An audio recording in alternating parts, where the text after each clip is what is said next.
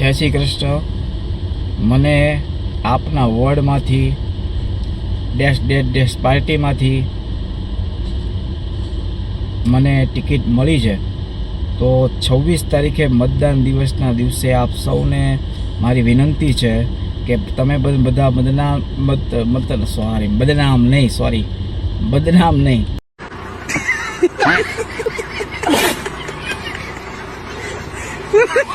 જય શ્રી કૃષ્ણ.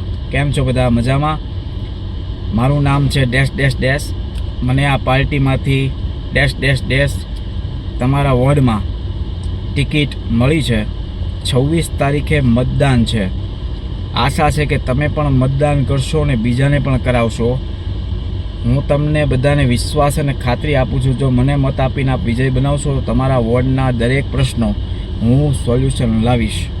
દરેક પ્રશ્નો હું શાંતિથી સાંભળીશ, જનતા વચ્ચે હાજર રહીશ અને જનતાનું બધું કામ હું ખાતરીપૂર્વક કરીશ.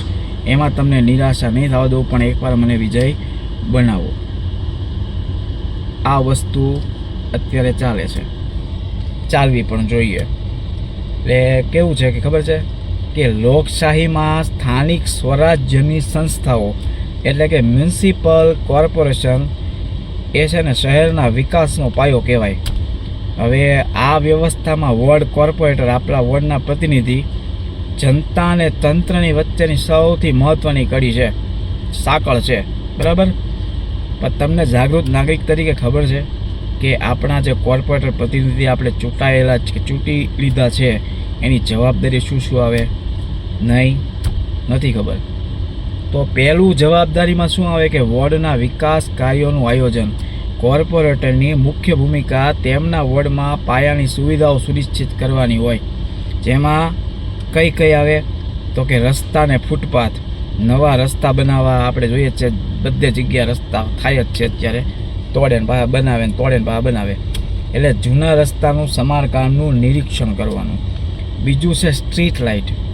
વોર્ડના દરેક વિસ્તારમાં પૂરતી રોશની અને લાઇટો ચાલુ રહે તે જોવાનું કામ કોર્પોરેટરનું છે આપણા વોર્ડના. ગટર અને પાણી, પીવાના પાણીની લાઈનો અને ગટર વ્યવસ્થા પ્રોપર કાર્યરત રાખવી એ પણ એનું કામ છે. સફાઈ અને આરોગ્યની જાળવણી, શહેરને સ્વચ્છ રાખવું, વોર્ડને સ્વચ્છ રાખવો એ કોર્પોરેટરનો મોટો ફાળો હોય છે. વોર્ડમાં નિયમિત કચરો ઉપાડવાની વ્યવસ્થા એટલે કે door to door garbage collection.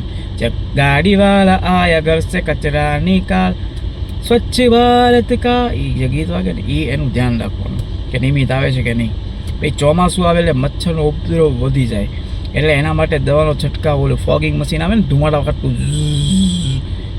એ કરાવવાનું કામ કોર્પોરેટરનું છે. પછી વોર્ડમાં આવતા મ્યુનિસિપલ ગાર્ડન ને જાહેર શૌચાલયો અને સફાઈ સુનિશ્ચિત કરવી એ પણ કોર્પોરેટરનું એક કામ છે. પછી ત્રીજું છે જનતાની પ્રશ્નોને વાચા આપવી એટલે રજૂઆત કરવી. કોર્પોરેટર એ લોકોના પ્રતિનિધિ છે. તેમની જવાબદારી છે કે લોકોની ફરિયાદો સાંભળવી અને તેનો નિકાલ લાવવા માટે તંત્ર પર દબાણ લાવવું. તમારે અમારા વોર્ડમાં પ્રશ્નો છે હલ કરવાના જ છે, તાત્કાલિક કરવા જ પડશે, કરો, બરાબર. એટલે કોર્પોરેશનની સામાન્ય સભા એટલે કહેવાય બોર્ડ મિટિંગ પોતાના વોર્ડના પ્રશ્નો જોરદાર સચોટ સંવાદથી રજૂ કરવા પડે અને વિકાસના કામો માટે વોર્ડ માટે બજેટની ફાળવણી કરાવવી પડે. આ પણ કોર્પોરેટરનું એક કામ છે. પછી સરકારી યોજનાનો લાભ પહોંચાડવો. ઘણીવાર શું થાય ખબર છે કે માણસોને પ્રોપર જે યોજના હાલતી હોય એની માહિતી ન હોય, તો એના માટે છે કે નહીં એ માહિતી ન હોય. જો માહિતી હોય તો લાભ કોણ લઈ શકે એ માહિતી ન હોય. હવે માહિતી ન હોય, કદાચ માહિતી બધી પૂરી હોય તો કાગળિયા ઘટે એની માટે ધક્કા ખાવા પડતો હોય. એટલે ઘણીવાર છે ને સામાન્ય નાગરિકને કોઈ યોજના તેમના માટે છે કે નહીં એ ખબર જ નથી. તો કોર્પોરેટરે Ayushman card, ration card, Awas Yojana, શ્રમજીવી કાર્ડ કે બધી સરકારી દરેક યોજના લોકો સુધી પહોંચાડવી જોઈએ. દાખલા હોય કે પછી ગમે અન્ય વહીવટી પ્રક્રિયા હોય ને એમાંય લોકોને માર્ગદર્શન પૂરું પાડવું જ જોઈએ. ઇમરજન્સી અને આકસ્મિક સેવાઓ જેવી કે ચોમાસામાં પૂર જેવી સ્થિતિ હોય, આગ લાગે કે અચાનક રોગચાળો ફાટી નીકળે. જો કે આપણા ગુજરાતમાં એવું નહીં હોય, પણ ત્યારે કોર્પોરેટરે ફિલ્ડ પર રહીને રાહત કામગીરી છે ને એનું સંચાલન કરવામાં મદદ કરવાની હોય કોર્પોરેટરે, બરાબર. એટલે જો હું કહું છું છેલ્લે કે કોર્પોરેટર છે ને માત્ર ચૂંટણી વખતે દેખાવા માટે નથી કે આવીને વયો જાય ને હાથ જોડીને પછી આપણે મત આપી દઈએ પૂરું થઈ ગયું. એ તમારા વિસ્તારનો CEO કહેવાય, બરાબર.